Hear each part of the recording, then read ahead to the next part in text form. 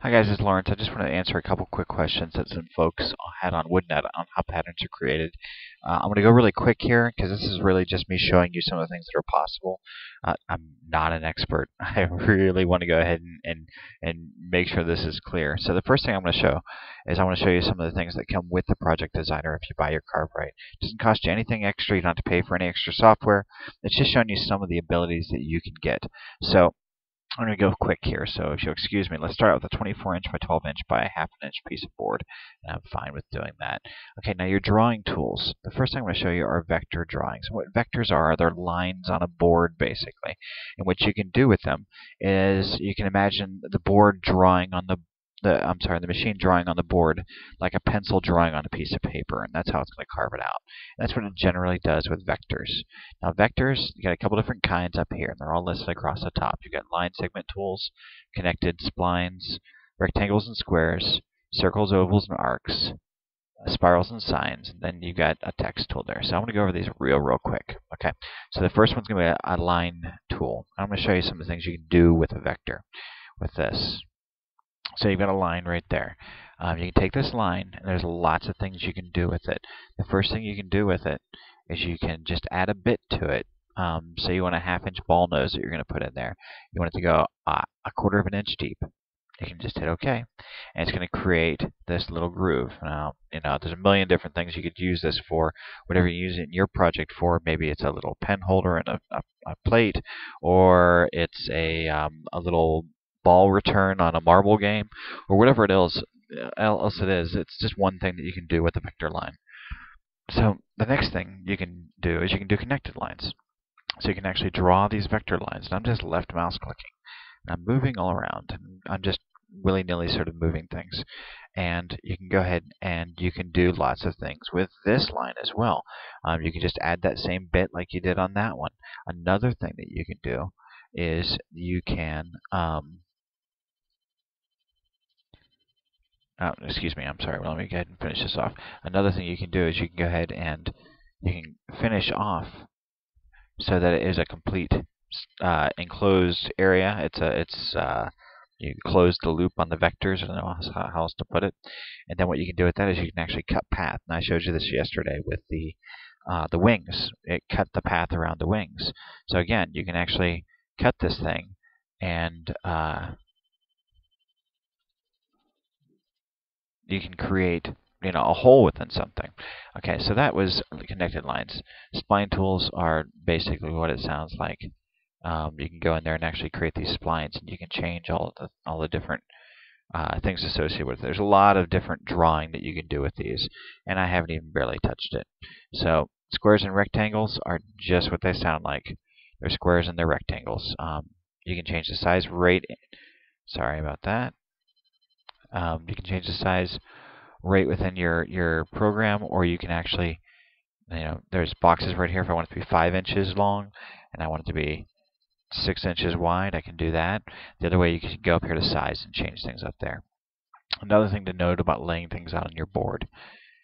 When you lay things out on your board, here you're just sort of eyeballing it. You don't have to just eyeball. There's a couple different ways to actually set things on your board.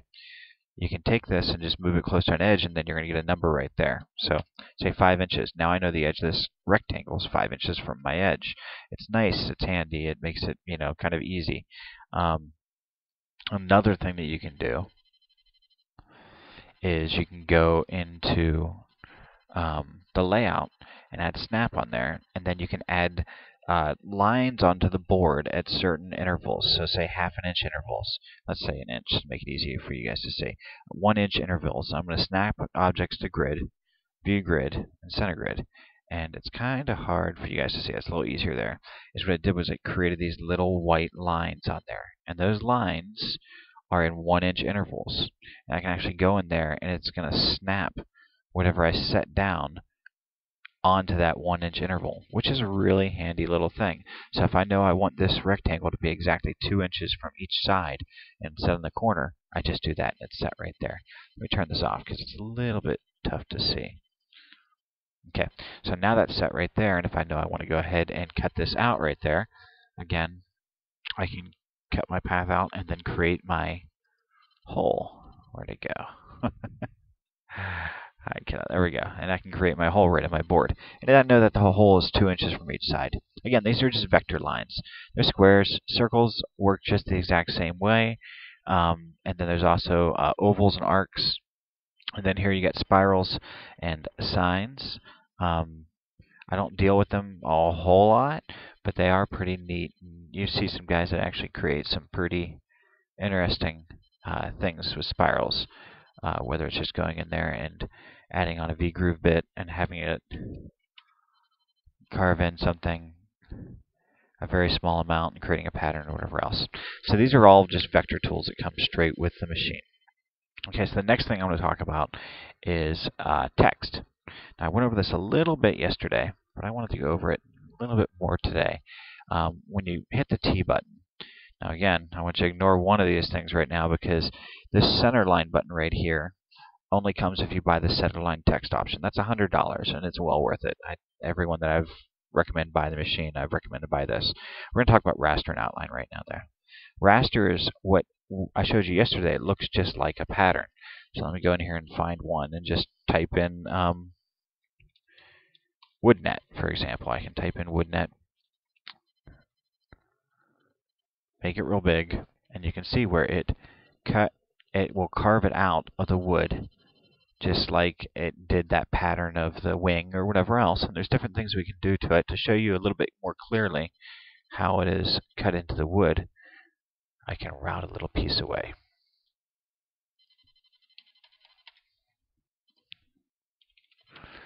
So now you can see exactly how that is carved into the wood. All I did right there was I created a square, just like I showed you with the vector, and then I took, or a rectangle even, and then I took this button right here and said carve region, and I asked it to carve 1/4 of an inch down. So it will do that, and it actually carves that vector out 1/4 of an inch. That's one more thing you can do with any vector, which is a pretty neat little thing. So again, so here's the word woodnet that's carved out. Now this is with the raster part of it. The next part of it is the outline button. Thank you for the coffee, sweetie.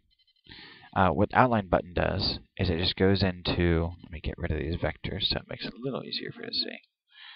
It goes into the font itself, and instead of actually carving it out, it took either any of these bits. You can choose which bit you want to use. I like to use the 60-degree V-groove bit. And you tell how deep you want it to go, say 0.05. And it goes in there and it just outlines the font. And it's going to do this like it was a vector, where it's going to be like a pencil drawing on a piece of paper. The other way, let me go back. So this way, when you carve this out, the way it's going to go through the machine is the board's going to feed through the machine. This way, it's going to go through from left to right, and there's a carving bit that's going to go back and forth, and it's going to literally carve, spin, and it's going to carve, and it's going to go down and carve this out, and when it gets to this point, it's going to raise up and go across some more and go down, and then go up. And that's just the way that works. So those are the two things that are going to come with your machine. Now for $100, you get what's called centerline. I highly recommend centerline. Now this is going to do two things to show you here. For centerline, it's taking a minute because it's a really big font. All it does is it takes a bit and actually carves out. In fact, that's not a very good one to use for this. I'll make it small, and that'll work. So what it does is it takes a bit and it carves into the wood, but it takes the thickness of the font into in mind when it does this carving. So rather than an outline which traces around the edge of it, this traces the inside of it, and it's a really powerful tool. Let me find a nice one for something like this calligraphy one. And what it does is it takes the thinner parts of the font, where the font gets thinner and less thick, and it actually has the bit where it doesn't go into it as deep.